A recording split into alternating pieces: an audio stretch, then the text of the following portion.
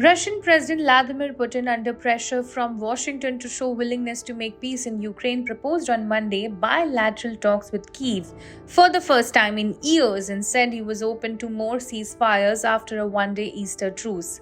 Putin said fighting had resumed after a surprise 30-hour ceasefire, which he announced unilaterally on Sunday. Both sides had accused each other of violating Putin's truce, which Kyiv had largely dismissed from the outset as a stunt. Washington said it would welcome an extension of the truce. Ukraine's President Zelensky called for it to be extended into a 30-day ceasefire protecting civilian targets. US President Donald Trump, who has vowed to end the three-year-old war swiftly, has reoriented US policy away from its staunch support of Ukraine towards accepting Russia's account of the war, but has so far won few concessions from Moscow. Russia rejected a Trump proposal last month for a full 30-day ceasefire, which Ukraine had accepted.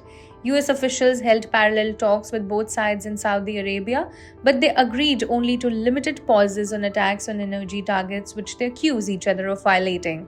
Speaking to the Russian state TV reporter, Putin said Moscow was open to any peace initiatives and expected the same from Kyiv.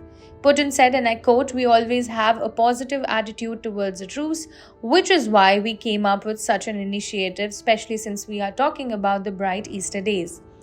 Asked about Zelensky's proposed 30-day truce on civilian targets, he said, and I quote, "This is all a subject for careful study, perhaps even bilaterally. We do not rule this out." His spokesman, Dmitry Peskov, later confirmed that Putin was referring to the possibility of direct talks with Ukraine. The two sides are not known to have held any such talks since a failed peace effort in the early months of the war 3 years ago. Peskov said, and I quote, "When the president said that it was possible to discuss the issue of not striking civilian targets, including bilaterally, the president had in mind negotiations and discussions with the Ukrainian side." There was no immediate response from Kyiv to Putin's remark. A spokeswoman for President Zelensky did not immediately respond to a request for comment. Zelensky said early on Monday that his forces were instructed to continue to mirror the Russian army's actions. He posted on X, and I quote, "The nature of Ukraine's actions will remain symmetrical. Ceasefire will be met with ceasefire, and Russian strikes will be met with our own in defense. Actions always speak louder than words." Trump and Secretary of State Marco Rubio both announced on Friday that Washington could walk away from peace talks in Ukraine altogether if the sides do not make more progress within days.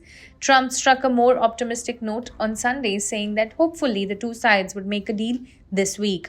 Russia has yet to row back from any of its major demands, including that Ukraine cede all the land Putin claims to have annexed and accept permanent neutrality. Ukraine says that would amount to surrender and leave it undefended if Moscow attacks again. Asked about Trump's remarks on a possible peace deal soon, Peskov told a daily conference call with reporters, "I don't want to make any comments right now, especially about the time frame." He said, and I quote, "President Putin and Russian side remain open to seeking a peaceful settlement. We are continuing to work with the American side, and of course, we hope that this work will yield results."